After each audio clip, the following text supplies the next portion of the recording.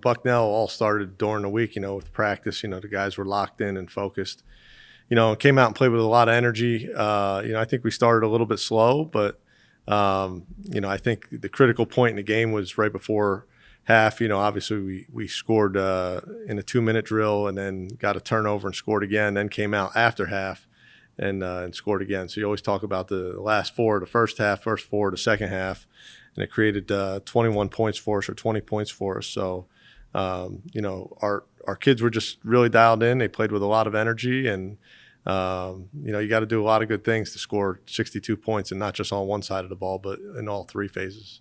Yeah, my guy Micah Smith made a fantastic play, affected the QB, and then the ball, by the grace of God, just fell in my hand. So, yeah. Prepare every week, assuming I'm going to play. I'm behind Kente, and he did go down, and we didn't know how much he would be able to play, but I came in assuming that I would get all the touches, preparing for the best case scenario in my instance. And so, yeah, that's how I attack the week.